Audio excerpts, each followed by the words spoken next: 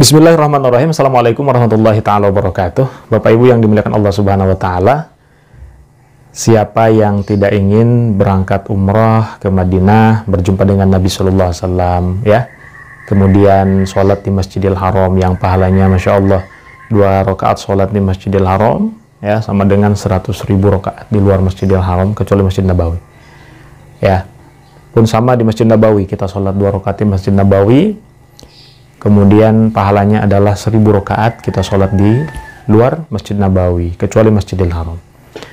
Tetapi bukan berarti ketika kita sudah ke Mekah, ke Madinah, ya, kemudian sholat di sana banyak, ya, lalu kemudian kita berpikir bahwa pulang ke Indonesia nggak sholat lagi. Kenapa? Karena sudah banyak dapat pahala sholat. Tidak demikian. Ini adalah keistimewaan atau keutamaan yang ada di 2 tempat suci tersebut, ya, Masjid Nabawi dan Masjidil Haram. Satu lagi di Masjidil Aqsa di Palestina.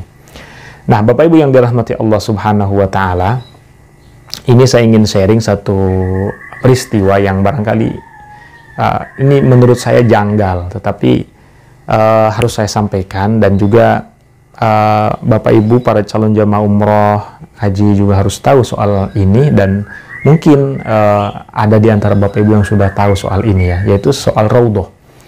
Ya, di postingan saya di Instagram saya sempat bahas tentang apa itu Raudhah, ya. Jadi Raudhah itu adalah satu tempat di mana antara rumah Nabi, ya, rumah Nabi yang saat ini adalah kuburan beliau, lalu dengan mimbarnya itu adalah ada satu taman daripada taman surga, ya, disebutnya Raudhah.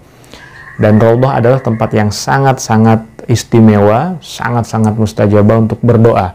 Bahkan di Madinah itu tempat yang paling mustajabah adalah Raudhah, ya, adalah Raudhah. Dan bahkan kalau tahun-tahun dulu kalau kita mau ke Raudhah itu tidak pakai aplikasi, ya, tidak pakai aplikasi Itamarna, atau tidak ada tasyrih dari muassasah, ya, untuk kemudian masuk ke Raudhah. Kita hanya ngantri, ya, berjenjang gitu, ya, gantian, misalnya satu kelompok disekat, lalu kelompok yang lainnya juga sama disekat berapa puluh orang. Setelah yang kelompok ini maju masuk, ini di stop, ini dikasih waktu misalnya 15 menit keluar, baru yang kelompok kedua ini maju lagi, dan seterusnya seperti itu. Tapi sekarang berbeda.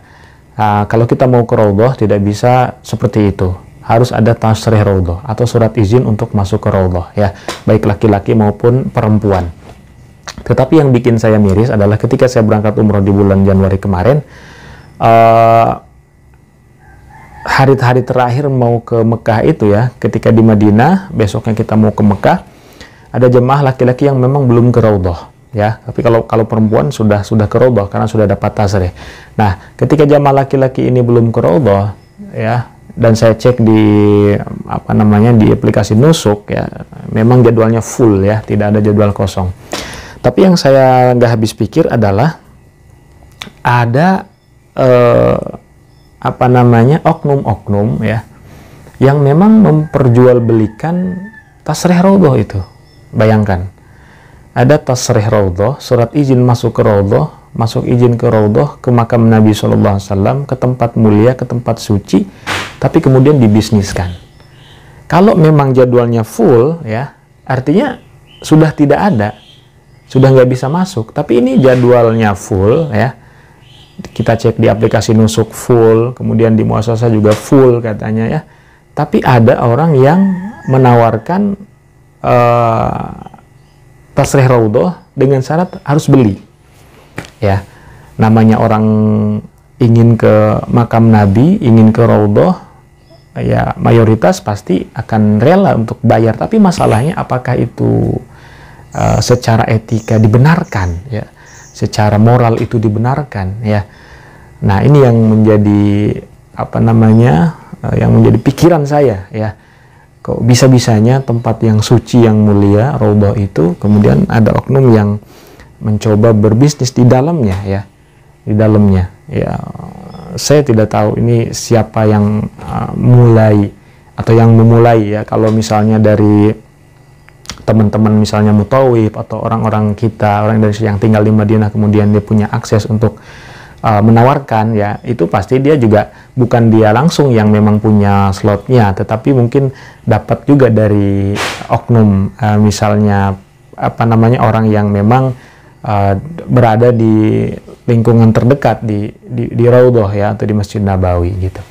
Jadi gimana sebaiknya ya? Jadi sebaiknya ya menurut hemat saya, kalau kita tidak bisa ke Raudhah karena full sesuai apa namanya jadwalnya full, misalnya dilihat dari nusuk full, kemudian dari muasasah full, ya sudah ya, kita tidak masuk ke Raudhah, tapi kemudian kita bisa jalan masuk dari bab salam ya, lurus, kemudian kita salam kepada baginda Nabi SAW, kita sampaikan, ya Rasulullah ya, kami tidak bisa masuk Raudhah karena jadwalnya full, tapi mudah-mudahan ini tidak mengurangi takdim kami untuk berdoa atau untuk apa namanya mengucap salam kepadamu ya Rasulullah ya. Itu seperti itu ya. Tapi balik lagi kepada masing-masing jamaah, ada yang memang pengen, oh nggak apa-apa kita beli, ada juga yang apa namanya yang udah nggak apa-apa beli gitu kan supaya bisa masuk, ada juga yang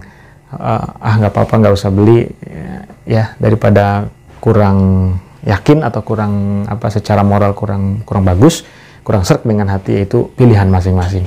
Tapi di sini ya paling tidak adalah bahwa mudah-mudahan gitu ya, oknum-oknum tersebut tidak lagi menjual belikan tasrih Raudhah ya. Kalau misalnya full, benar-benar full ya, kalau masih ada slot ya dibuka di aplikasi atau di muasasahnya gitu. Nah, mudah-mudahan informasi ini bermanfaat. Wallahul muwaffiq ila aqwamit thoriq. Wassalamualaikum warahmatullahi wabarakatuh.